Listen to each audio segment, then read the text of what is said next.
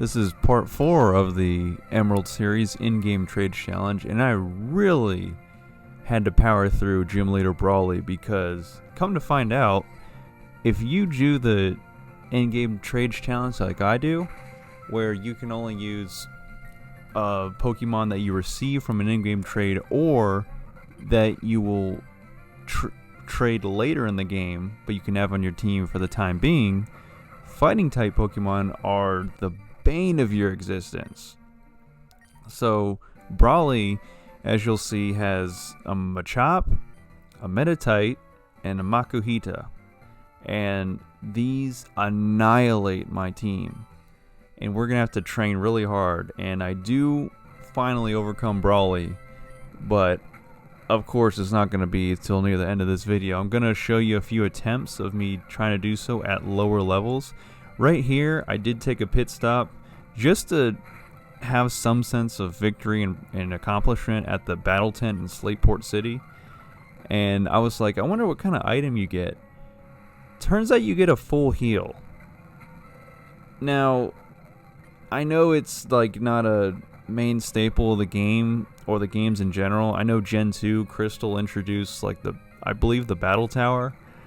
And I know in Emerald there's like Battle Frontier after the Elite Four, but it's like you can't give us something better than a full heal. Like I could buy one of those at the mart for 600 Poké-Dollars.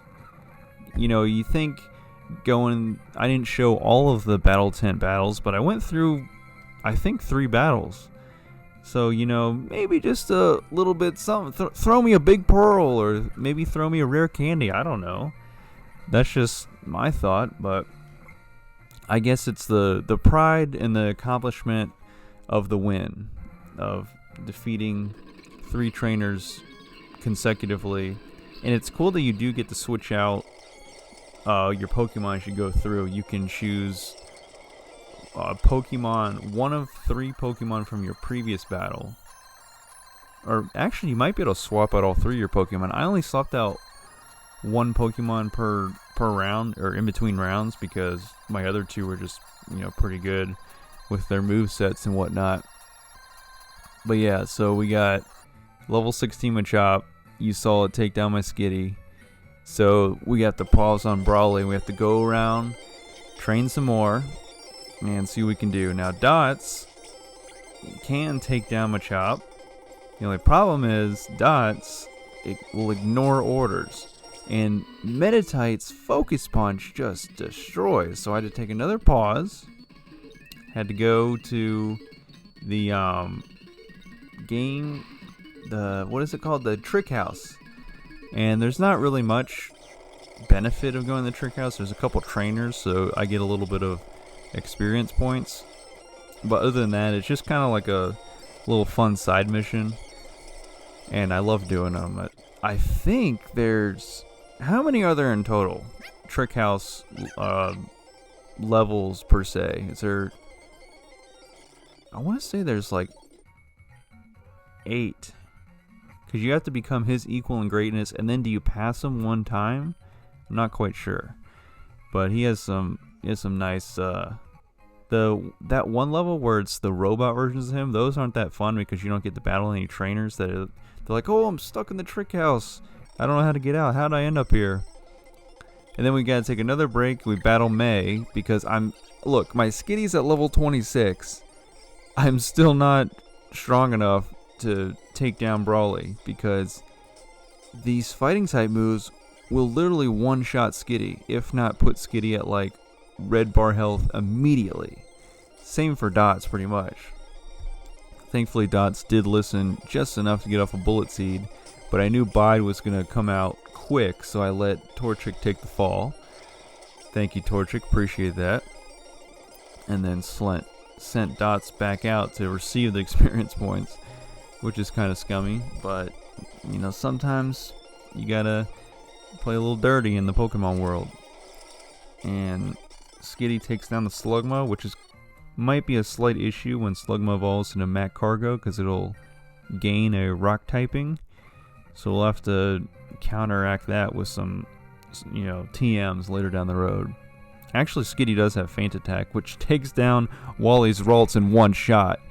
You know, if we can get one-shotted by a low kick or focus punch, we can one-shot Psychic-type Pokemon that are lower level, of course, with our Feint Attack. So there's some pride in that, I guess you could say.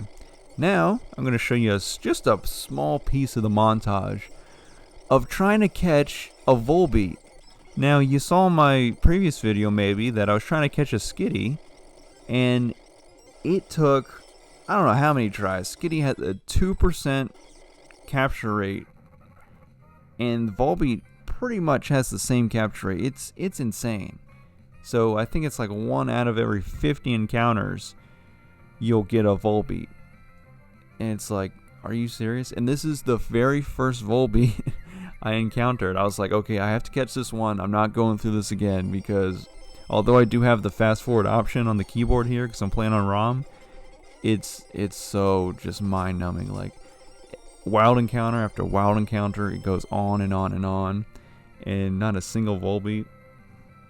So when one finally comes across, you gotta swipe it up. And come to find out, because fighting types are the bane of my existence right now, and probably will be for the whole game, bug types actually come in pretty clutch, because fighting type is weak against bug. So Volbeat is actually going to be very handy when we go up against Brawly, which is, I would never have thought in my whole playthroughs, or my whole time playing Pokemon, that a bug type would be helpful to me on my team.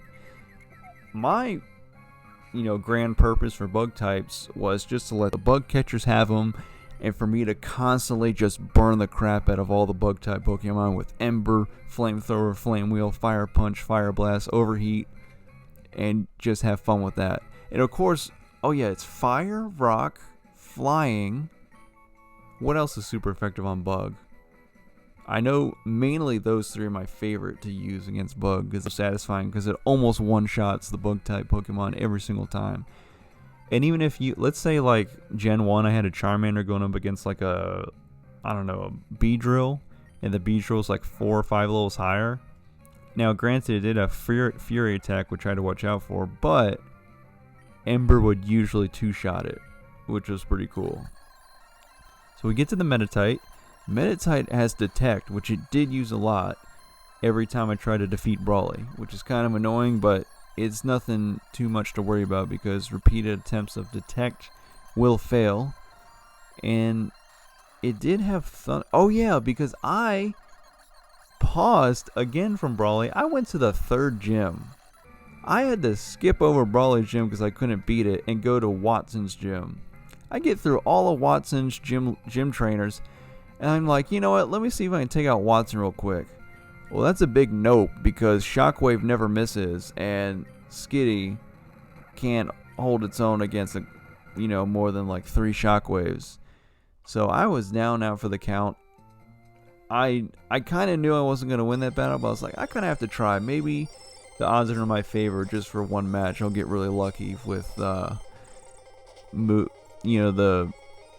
Watson's Pokemon using like non-attacking moves over and over or something. I don't know. We'll see. Unfortunately not. Watson's Pokemon love the move Shockwave again, which never misses, so that's fun. So we're gonna have to figure out how to do something against that. Also, Dots was supposed to help me out against Watson, because Dots is part grass, part dark type, and so electric is weak against dark types, so I was really going to utilize that. The only problem is, because we don't have the 2nd gym badge from Brawly, Dots doesn't listen worth a darn. So we're going to have to go to Brawly, get the badge, come back to Watson, and use Dots right before Dots gets to level 30. We have to really, play our cards right, so Dots will obey us every single turn. And I think we'll take down Watson no problem. And then we'll move on from there. And of course, Skitty can evolve as per my challenge, because I have to trade Skitty for a Meowth later in the game. And the Volbeat is going to be traded for a Plusle. Now, Skitty does a good job of using feint attack against the Meditite, because Meditite it has to like focus in before it uses Focus Punch, because Focus Punch, that move does like I think it does 150 damage. Correct me if I'm wrong, but the only downside is you have to like focus in or something before you use it, so it takes a second turn, kind of like Solar Beam, where you have to have an extra turn in order to use that move. So now I know Skitty is not going to stay alive against this Makuhita, so I'm just going to see what I can do. Just a little bit of damage while it's still asleep. And it's going to wake up, and of course, right after bulk up, you'll see it's going to use Vital Throw. And I was just trying to get a few licks in before it just annihilated me in one shot. And now I got it down to a pretty manageable health, so I could bring in Volbeat to finish off the job. Yeah, you see that Vital Throw just wrecks Skitty, which is very unfortunate. But no problem, because we have been training up our Volbeat. And then Makuhita goes and grabs some more health, which is unfortunate. But we have double team. Volbeat does have a pretty good, moveset for early game. We got the double team, we got the Confuse Ray, Quick Attack, which, sucks, but it is what it is, and Moonlight. Quick Attack is our only attacking move for now. I hope to get another one soon. I'm trying to remember what it learns by leveling up, but I'm definitely going to have to look around for TMs to teach the Volbeat, because we can't keep going with just Quick Attack. It just can't work like that. Because we had Tackle while I was leveling Volbeat up from level 13 to 20. Tackle does 35 attack damage. Quick Attack does 40.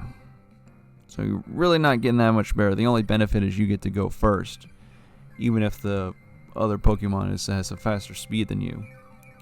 Now, Moonlight is very clutch because Makuhita's fighting moves are not very effective, so I can heal myself against those while continuing to try to keep Makuhita confused and just slowly, ever so slowly, whittle down Makuhita's health as we try to just finish off Brawly.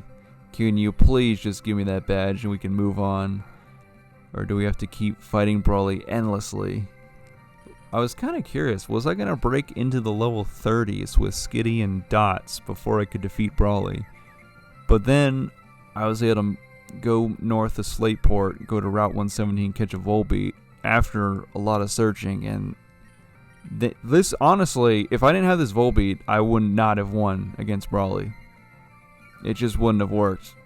I would have been training Skitty and Dots way high level, and then really would have thrown the game off, the feel of it. Like, oh wow, I kind of have to chill with the leveling up so I can progress to the story more and everything even out more. But we finally defeat Brawly, and we will continue with these 3 Pokemon with Torchigus, our HM slave.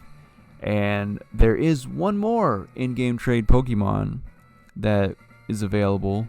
We have to catch a certain Pokemon to trade for that one, but you're not going to see that for a while. So stay tuned, and we'll take on Watson next video.